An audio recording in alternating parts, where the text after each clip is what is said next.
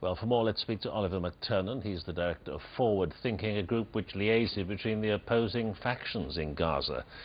Thank you very much, Mr. McTernan, for coming in. I mean, was I overstating it before when I said that things really look so bleak? No, I don't think you were. I think what we're witnessing now is the failure of American Middle East policy. And I think the consequences are very, very serious indeed, because we're at a tipping point. And my fear is that unless some restraint is exercised immediately, that tipping point will lead us into an unstoppable spiral of violence that will just spread beyond the borders of Gaza, throughout the Middle East, and even may have consequences on our own streets. Is anyone in the Middle East taking any notice of the Bush White House anymore?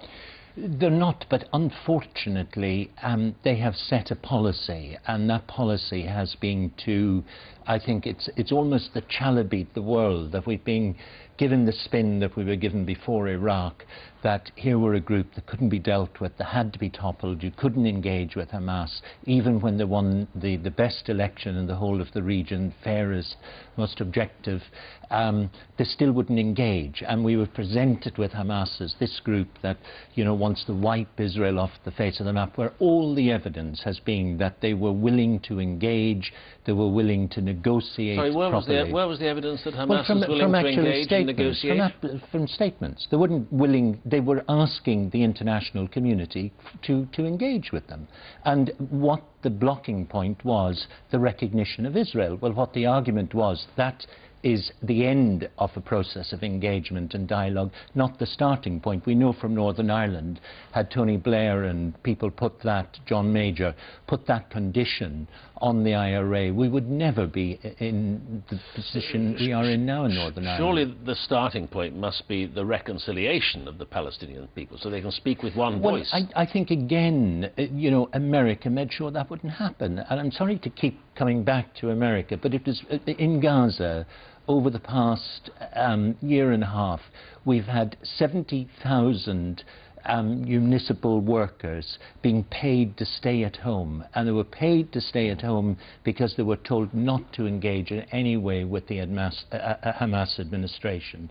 Now, you know, we sowed seeds, if you like, for future problems in the policies, the misguided policies that we've pursued in the past year. But the world is stuffed with peacemakers at the moment, isn't it? Everyone's got ideas for peace, and there's nothing happening. Well, there's nothing happening because we're trying to paper over the cracks. We're trying to engage people who have no real constituency and ignore the people with constituency. Now, I work a lot with the Israeli Knesset, with people in the various parties in the Knesset, not the peace people, but really the hawkish element, and all of them recognise the need to engage with Hamas. Sadly, a combination of international politics, I'd say, false analysis or misguided or you know, lazy analysis has combined with internal politics in Israel to prevent what should happen, a proper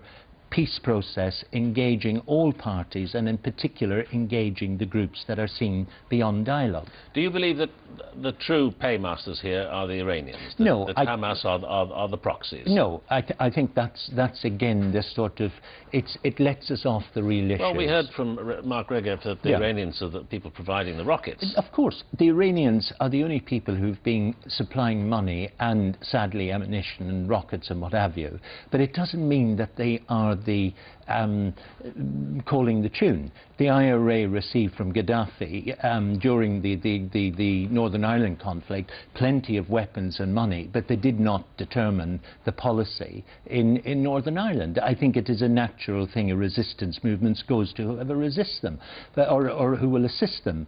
But it's this sort of analysis that is fitting in, I think, more to an ideological approach to the region, and particularly concern about political Islam that is driving misguided policies. In Northern Ireland, the breakthrough came because the people involved decided they wanted something different. They had to work together, you know, even though they felt really uncomfortable doing it. They had to do something rather than carry on as they were. I mean, how far are they from that in the Middle East? Two years ago, Hamas recognised that. They went into democratic elections, they won it.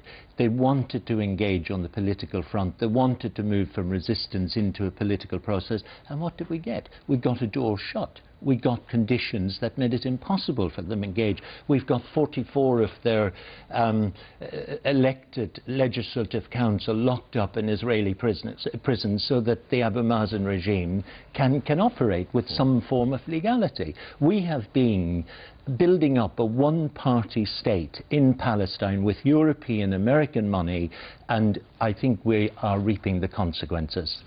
Oliver McTernan, thank you very much for speaking to us.